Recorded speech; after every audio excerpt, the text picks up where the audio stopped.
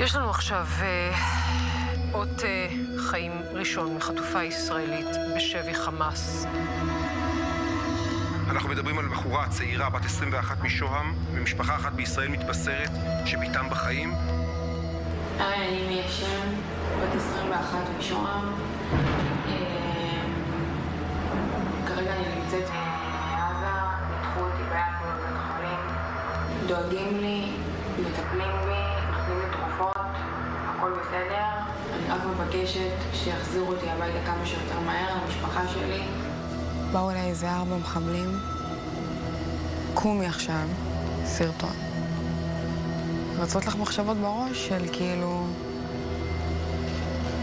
למה עושים לי סרטון? כאילו, מה קורה פה? השוויתי את עצמי לגלעד שליט. אמרתי לעצמי, בוא'נה, אולי אני הולכת להישאר פה עכשיו שנים. מפחיד מאוד. בבקשה, תוציאו אותנו כמה שיותר מהר. בבקשה. זה גם רגע כזה שהוא מאופיין לנו עם שבי, נכון? הרגע הזה שבו נכון. הטרוריסט שם לך מצלמה מול הפנים ואומר לך דברי. בדיוק. שם נפל לי הסימון שאני בשבי של הפאקינג חמאס. תודה. מיה שם הפכה בלי שתכננה לחטופה שכולנו הכרנו. לצעירה שהחיילים ראו לנגד עיניהם כשיצאו למלחמה. זה אמיר. תודה לב. גיבורה. תודה רבה. ריגשת אותנו מאוד. בגללך הרגשתי שאין פחד, ונכנסתי לעזה רק בשבילכם. תודה רבה. ממש ממש תודה. שם בעזה היא הוחזקה במשך שבועות, פצועה, בחדר קטן, בלי אור יום, יושבת על מזרן מול מחבל ששמר עליה 24 שעות ביממה. הפרצוף שלו בראש שלי, כן. העיניים שלו בראש שלי. ושם מולו היא החליטה שהיא תחזור, שהיא תשרוד את זה. ועכשיו היא מספרת בגילוי לב שלא שמענו על הבדידות, האכזריות. אסור לבכות. אסור. אסור. למה? ככה. את בוכה, שולחים אותך למנהרה. על אלו שנותרו מאחור. זה הדבר הכי קשה בעולם. וגם על מה שהתפרץ כאן אחרי שחזרה הביתה. מה אנשים לא מבינים על שבי? האנשים לא מבינים כלום מהשבי.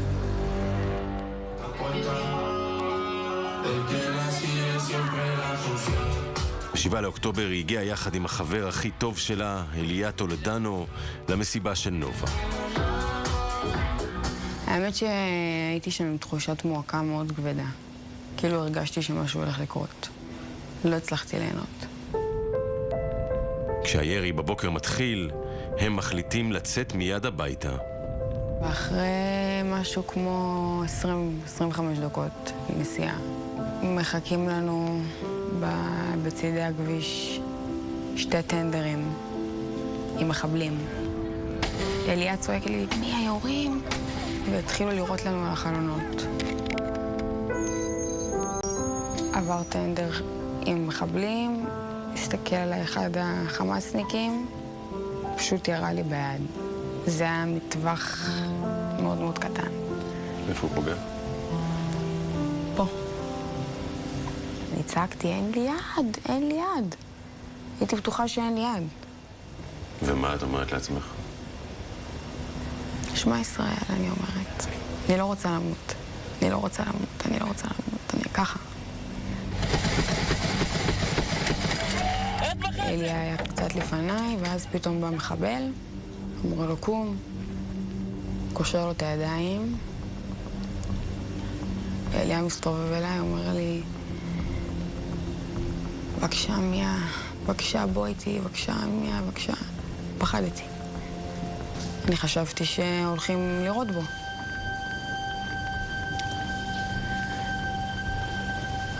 מאז לא ראיתי אותו יותר. אליה נחטף לעזה, ומיה שוכבת שם מכוסה בדם. אבל אז האש מכלי הרכב הבוערים מתחילה להתפשט ומתקרבת אליה.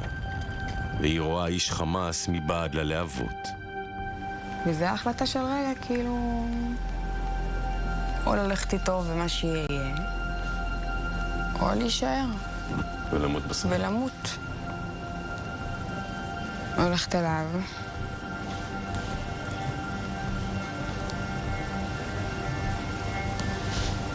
התחיל לגעת בי בחלק העליון של הגוף, ואני עם היד מחזיקה אותה. כולי דם. והתחלתי לצרוח, כזה שם בטירוף.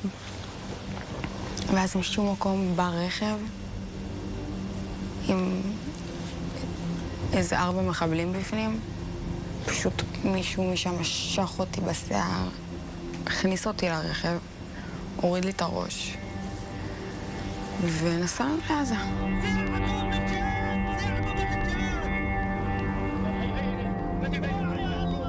הגענו לעזה, הוציאו אותי מהשיער מהרכב, זרקו אותי באיזה חדר אחורי של איזה בית חולים. פשוט מתחו לי את היד, קשרו אותה על חתיכת פלסטיק, וככה הייתי 3 ימים. אחרי 3 ימים אמרו לי, תתלבשי, שימי חיג'אב, נקאב, תסתירי את עצמך, מחפשים אותך לערבייה, שלא יזהו אותך. וישר לחדר ניתוח, בלי משככי כאבים, בלי כלום. ראיתי את המנתח, לא ראיתי את הפרצוף שלו. והוא מסתכל עליי והוא אומר לי, לא תחזרי בחיים, ביתה. אחרי הניתוח המחבלים מצלמים את הסרטון, ואז לוקחים את מיה לדירה של משפחה. הם מכניסים אותה לחדר פנימי, שם היא תוחזק שבועות ארוכים. נמצאת בחדר פיצי, 2.5 מטר על 2.5 מטר. 2 אנשים, אני ומחבל, שמסתכל עליי 24/7, בוחן אותי. יש פחד להיאנס. יש פחד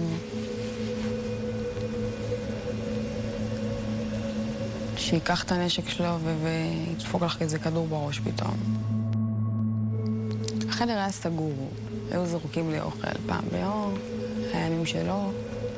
הילדים פותחים את הדלת, מסתכלים, מדברים עלייך, צוחקים עלייך. היה איזה פעם אחת שהילד שלו הקטן, היה ילד קטן בן 10, בגיל של אחותי. נכנס לחדר עם שקית ממתקים, הביא לו, בא אליי, פתח את השקית, סגר והלך. כאילו זה כאילו על הרוע, כמה רע. מסתכלים עלייך כאילו את איזה חיה. מפחדת שכל רגע יקרה איזה משהו פתאום, תיגע בך, הוא עושה משהו כזה? לא. רק מהסיבה הפשוטה שאשתו הייתה מחוץ לחדר. אבל סביר להניח שאם היינו לבד, סיכוי גדול שהיה קורה משהו. ואיך אשתו, אגב, מגיבה לסיטואציה הזאת? אשתו לא יכלה לסבול את העובדה שאני נמצאת איתו בחדר לבד עם בעלה. קנאה. ואיך זה בא לידי ביטוי? אתה נכנסת פעם בכמה ימים, מדברת איתו, מביאה לו אוכל, מביאה לו קפה, תה, אתה יודע. ולך כלום? לא. היו ימים שהיא לא הייתה נותנת לי לאכול. בכלל? בכלל.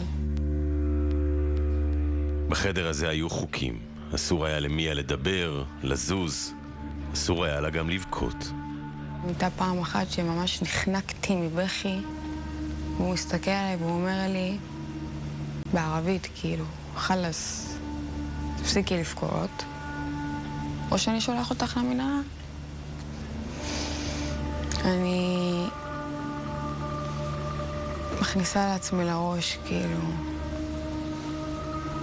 תשארי חזקה, אל תתפרקי פה, תכף את חוזרת. זה מה שאת אומרת לעצמך כל הזמן. את שוכבת שם בחדר, את לא יכולה לזוז. מה חושבים? בוא נגיד שיש מחשבות על אימא. בטח מה היא עוברת עכשיו, באיזה סרט היא נמצאת, ואבא וכולם, כאילו. ויש מחשבות על תאילנד. איך אני יוצאת מפה וטסה איתה וואלה? בתנגה, ואני אחרי הדבר הזה, ואני מדברת על זה, כאילו יש הכל מהכל.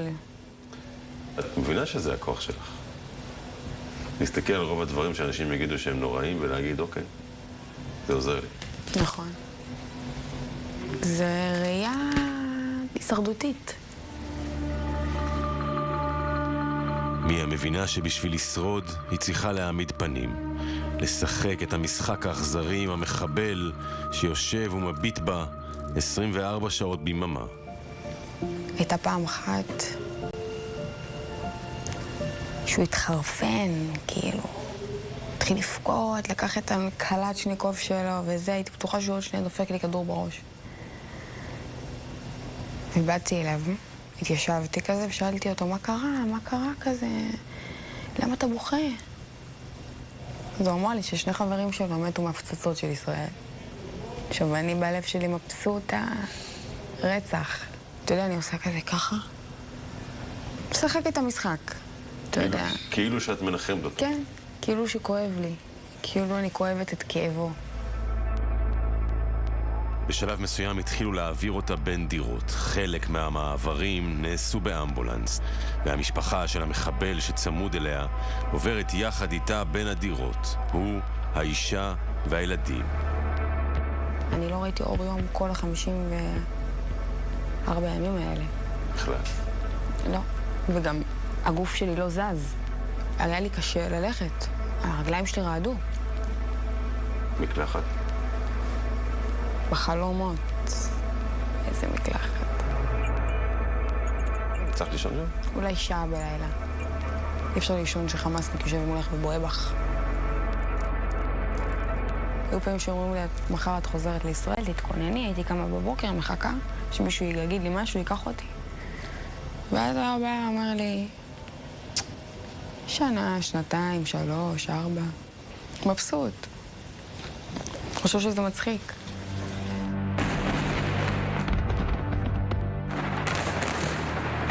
המלחמה מסביב, את שומעת אותה? בטח. שומעת הפצצות. טורפות. טורפות.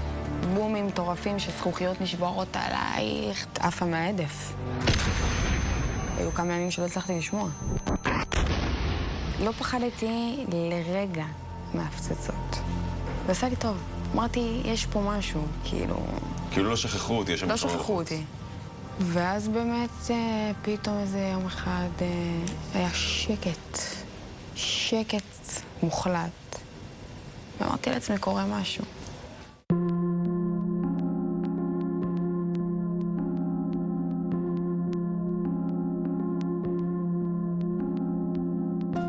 שלום רב לכם. היום ה-49 של המלחמה הוא יומה הראשון של עסקת חטופים שאמורה לצאת לדרך בעוד פחות משעה.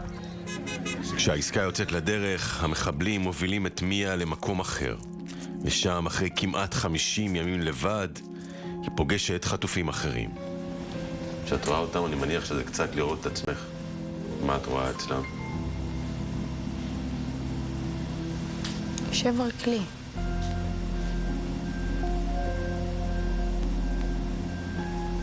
ממש. כולנו היינו באותה סירה. ואז מה, כל יום מודיעים למישהו שמשתחרר? זה רולטה רוסית, הדבר הזה. של צמרמורות. כי...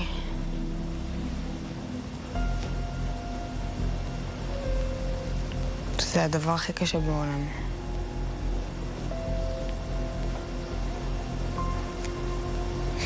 שחלק יוצאים וחלק לא.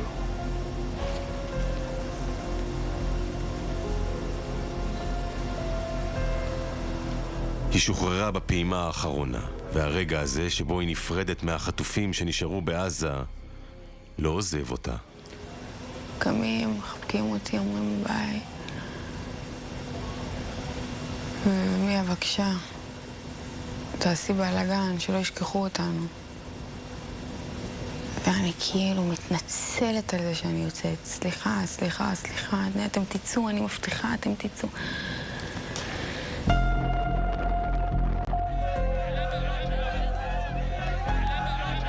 בדרך חזרה הביתה, אנשי התעמולה של חמאס מצלמים גם את הסרטון הזה. People very good, very kind. to me. כולו תמם, food good and the kindness and everything. אתה יודע, את השנייה לפני החזרה הביתה, בא אליך חמאסניק עם מצלמה לפנים. הוא אומר לי, תגידי שהאנשים בעזה נחמדים, תגידי מילים טובות, מה אני אגיד לו? אתם חרות? אם הייתי מעמיד את המצלמה שם והיית אומרת באמת מה שאת מרגישה. לא רוצה לנבל את הפה. אבל אין שם אזרח אחד תמים. אין שם. זה לא קיים.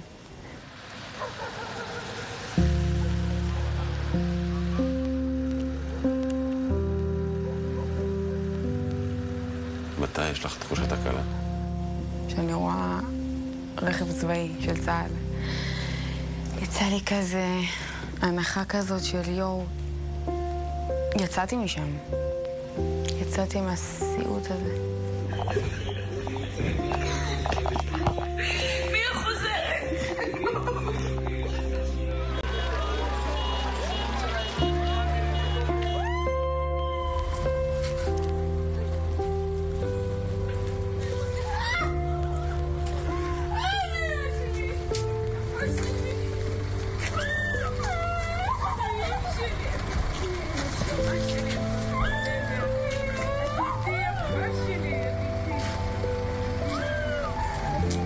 קרן, אמא של מיה, הפכה את העולם בשביל הרגע הזה. הן שוב ביחד.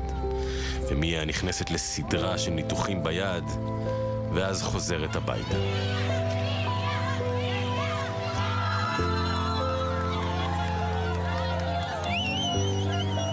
מאות מתושבי שוהם המתינו לה בקבלת הפנים. אבל השמחה הזאת נמהלת מהר מאוד במציאות. כי אין שום דבר פשוט בחזרה מהשבי. זה לקבל אותה שבר כלי, כאילו, רזה, מקופפת, לוחשת. אני לא הצלחתי לדבר בקול, כאילו מרוב שאת לא רגילה לדבר, פשוט לחשתי. אבל זה מוזר, פתאום להיות בשבי ולחזור לבית, לחיים, לשגרה, זה קיצוני מדי.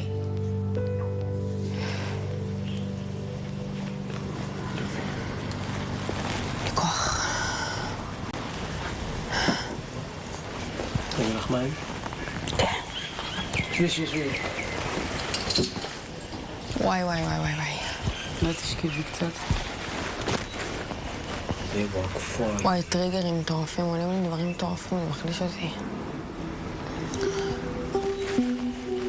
לתקופה הזאת בשבי, לשבועות הארוכים של הדריכות והפחד, יש השלכות נוראיות. כל מה שהצליחה לשמור בפנים, מתפרץ עכשיו. אחרי הניתוח השני חטפה התקף פרקוסים מטורף, וזה היה אפילפסיה, שנוצרה כתוצאה מהחוסר שינה והטראומה. פתאום האפילפסיה הזאת, כאילו, מה קשור? בחיים לא היה לי, אפילו במשפחה, כאילו. כשחזרתי הביתה, לאמא שלי, לבית שלי, ויש לי מקום להתפרק ולהוציא רגשות, אז יוצא לי פיזית.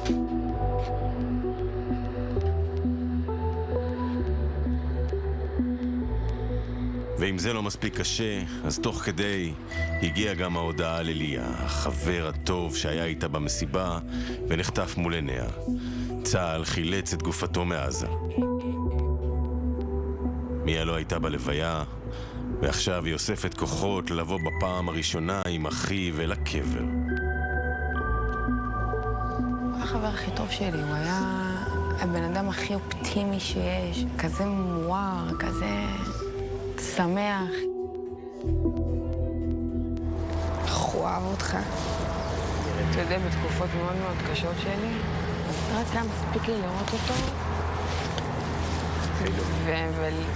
ולשנות את כל הסיטואציה. הוא מיוחד. היה היחיד ומיוחד.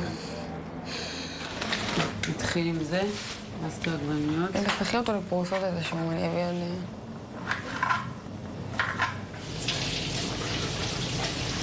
יש לה עוד דרך ארוכה עד שהיד תחלים, אבל מיה לא מחכה.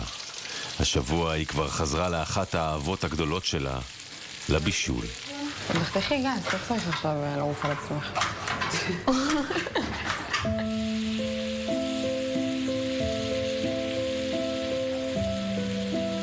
אבל גם האהבה הזאת מביאה איתה זיכרונות מעזה.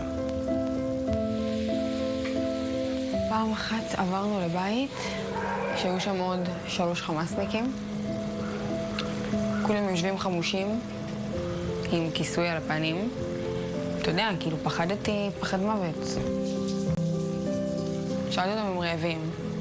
שלחתי אחד מהם לשוק. אמרתי לו שיביא כמה מצרכים, ועשיתי להם שם טבחה. הם קראו לי עם סולטן, כאילו, אתה יודע, כללתי את הסיטואציה. זה היה או להירצח או לעשות להם טבחה. ממש ככה. ולהניס.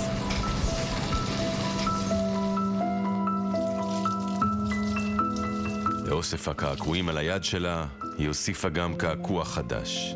אנחנו עוד נחזור לרקוד. ולידו, 7 באוקטובר.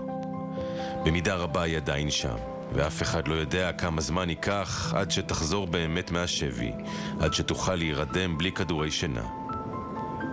אבל היא כאן, בדיוק כמו שחלמה בלילות בעזה, בדיוק כמו בפתקים שתלו השכנים שלה על עץ הברכות מול ביתה. זה היה החלום שלי. אני לא מאמינה שאני פה.